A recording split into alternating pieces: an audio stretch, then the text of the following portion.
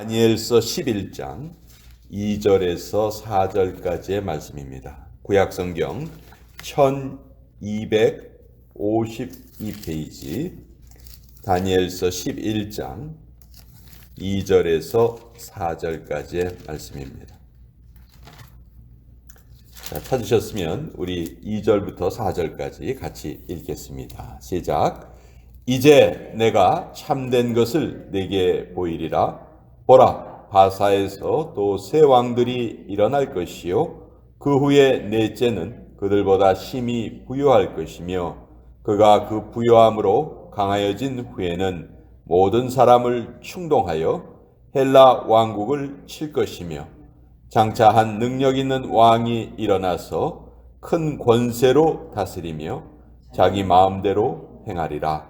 그러나 그가 강성할 때 그의 나라가 갈라져 천하 사방에 나누일 것이나 그의 자손에게로 돌아가지도 아니할 것이요 또 자기가 주장하던 권세대로도 되지 아니하리니 이는 그 나라가 뽑혀서 그 외의 다른 사람들에게로 돌아갈 것임이라. 하나님의 말씀입니다. 아멘. 자, 이 다니엘서 참 신비한 책입니다. 구약의 계시록이라 불릴 정도로 다니엘서는 이 뒷부분, 특별히 7장부터 12장까지는 다니엘 개인의 이야기가 아니고 다니엘이 하나님께 받은 앞으로 되어질 일, 그러니까 다니엘이 살았던 시대 그 이후의 일을 마치 이미 그 시대를 살아본 것처럼 정확하게 예언한 그런 기록들이 남겨져 있습니다. 우리가 잘 알다시피 다니엘은 남유다가 망할 때 바벨론의 포로로 끌려간 인물이에요. 첫 번째 포로로 끌려간 인물이 다니엘이었고 두 번째 포로로 끌려갔던 인물이 이제 에스겔인데 각자 포로로 끌려간 그곳에서 하나님께 각각 다른 사명을 받죠. 우리가 어제 살펴본 에스겔은 포로들 사이에 같이 살면서 하나님의 말씀을 전하는 그런 사명을 받았고 반면에 다니엘은 자기를 붙잡아간 그 바벨론 왕을 섬기고 또 바벨론 왕뿐만이 아니고 바벨론이 나중에는 바사 제국에 멸망당하잖아요. 그렇지만 그 바사 제국까지도 섬기면서 또 아주 특별한 하나님의 그 사명을 받아서 앞으로 되어질 일을 이렇게 기록에 남겨놓았습니다.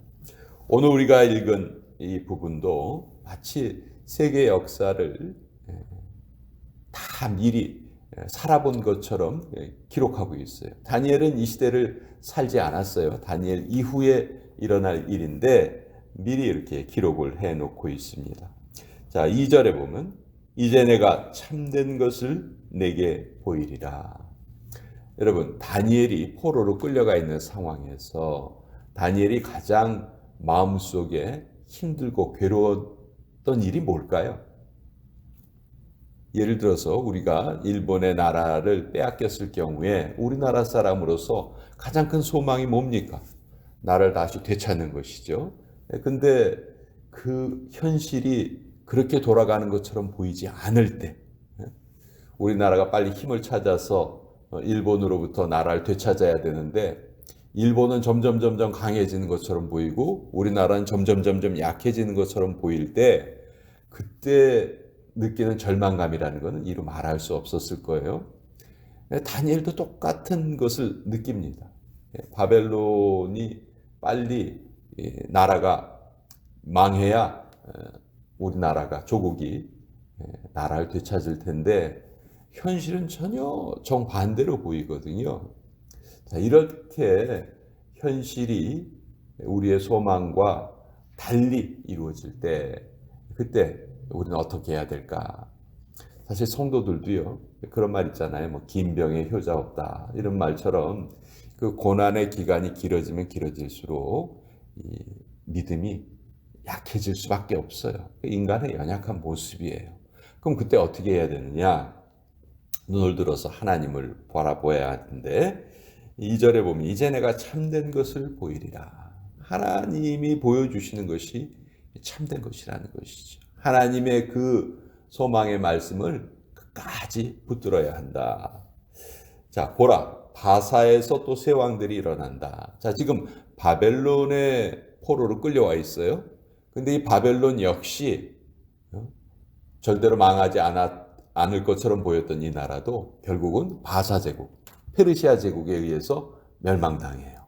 근데 그 페르시아 제국에 보면 새 왕들이 일어나는데 넷째가 그들보다 아주 강할 것이다. 이 넷째 왕이 누구냐? 페르시아 제국의 넷째 황제가 누구냐 하면 우리가 잘 알고 있는 그 에스더의 남편 아하수에로 왕이에요. 아하수에로. 이 아하수에로 왕 때 아하수에로가 뭘 생각을 하냐면 저기 그 그리스 유럽의 그리스가 점점 힘이 강해지거든요. 그러니까 이 페르시아 제국에서는 그 그리스를 가만 놔둬서는 안 되겠다. 그래서 큰 전쟁을 일으킵니다. 그 전쟁을 일으킨 왕이 바로 아하수에로 왕이었는데 누가 생각해도 다 페르시아가 이길 걸로 예상을 했거든요. 근데 이 전쟁에서 페르시아가 져요. 그리고 이제 페르시아가 그때서부터 나라가 조금씩 약해지기 시작하고 그 이후에 헬라 제국에서 아주 위대한 한 왕이 태어납니다. 그 왕이 그 유명한 알렉산더 대왕이에요. 알렉산더 대왕이 결국은 페르시아를 멸망시키는 거예요. 그 아무도 생각하지 못했던 일을 그 약관에 23살 때 왕이 돼서 33살에 죽었거든요. 그 10년 동안 전 세계를 정복했던 왕이 알렉산더 대왕이에요.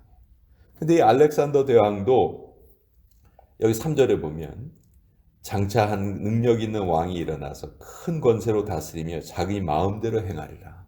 이 3절에 나타나 있는 이 예언이 바로 알렉산더 대왕에 대한 예언이에요. 그런데 4절에 보면 그가 강성할 때 그의 나라가 갈라질 것이다. 알렉산더가 불과 33살의 나이로 그냥 목숨을 잃어버려요. 열병에 걸렸다는 말도 있고 그런데 그 조그만 아들 하나가 있었는데 그 아들마저도 알렉산더의 부하들이 죽여버리고 맙니다. 왜냐하면 알렉산더가 차지하고 있는 그 큰 땅을 갑자기 알렉산더가 죽어버리니까 부하들 생각이 어때요? 이건 내가 차지해야 되겠다.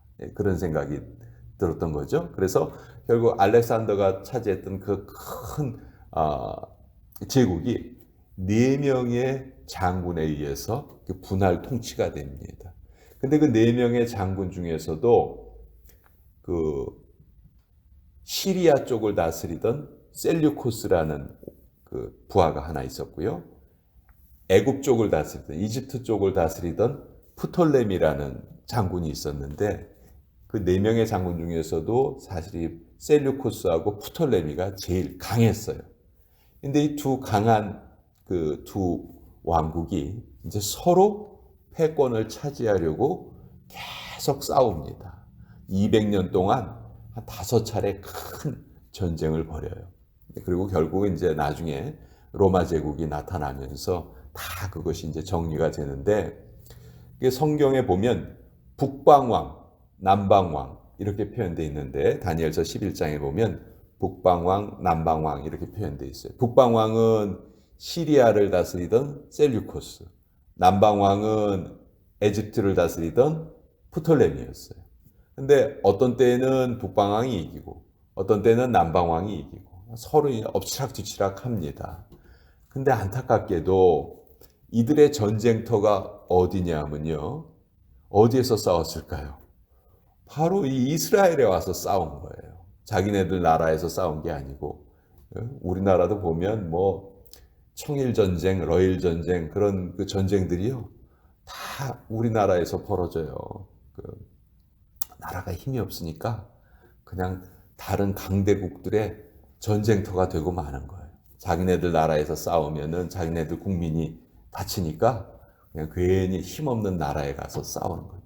이스라엘이 그런 상황이었어요. 근데 이런 모든 것을 다니엘이 다 내다보고 예언을 하는데 이때 중요한 사건이 하나 있는데 북방왕, 즉 셀류코스 왕조 중에서 유명한 한 왕이 있습니다. 안티오코스 에피파네스라는 왕이 있는데 이 왕이 이제 이집트하고 싸움에서 이겼어요. 근데 그때 이스라엘이 이집트를 좀 도와줬거든요. 그러니까 이제 화가 나서 어떤 만행을 저지르냐 하면 우리가 아주 잘 아는 사건이죠. 성전에다가 돼지를 죽여가지고 돼지 피를 뿌립니다. 그리고 유대인들에게 안식일을 지키지 못하게 하고 뭐 율법 같은 것도 전혀 읽지 못하게 하고 그러니까 유대인들이 하나님을 섬기는 신앙을 완전히 막아버린 거예요. 이것이 북방왕 에피파네스가 벌인 일입니다. 자, 이때 유대 사람들은 힘이 없었지만 이 만행에는 참을 수가 없었어요. 그래서 3년 동안 일치 단결해서 독립전쟁을 이룹니다. 독립전쟁을 해요. 우리가 이대로 수모를 당하고 죽을 수는 없다. 죽더라도 우리 대항을 하자. 결국 시리아를 이겨요. 아무도 이길 거라고 생각하지 않았는데 그것을 이기고 그리고 이제 그 더러워졌던 성전을 깨끗하게 청소를 하고 새롭게 이제 예배를 드리기 시작을 합니다. 이 성전을 새롭게 깨끗하게 청소한 날, 그것이 절기가 돼요. 명절이 되는데 그것이 신약 성경에 나오는 수전절이라는 명절입니다. 그러니까 이 수전절이 생기게 된 그 역사를 보면은 참 아픈 역사가 있는 것이죠. 근데 이제 이런 내용들이 다니엘서 11장에 보면 마치 다니엘은 기원전 500년대 사람이거든요. 600년, 500년 그 당시의 사람인데 앞으로 400년, 500년 후에 있을 일을 마치 눈으로 보듯이 다 기록한 책이 다니엘서다. 결국 이 다니엘서가 우리에게 주시는 메시지는 우리 눈에 보이는 현실이 어떻게 돌아가든지 그 역사를 주관하시는 분은 하나님이시다. 모든 것이 하나님의 섭리로 이루어진다 하는 것을 다시 한번 우리에게 알려주고요. 아무리 힘들고 어려운 상황이라 할지라도 하나님을 믿는 신앙을 잃어버려서는 안 된다 하는 것을 우리에게 잘 알려주시는 그런 내용입니다. 오늘 다니엘서 11장의 내용을 간략하게 우리 같이 한번 살펴보았습니다.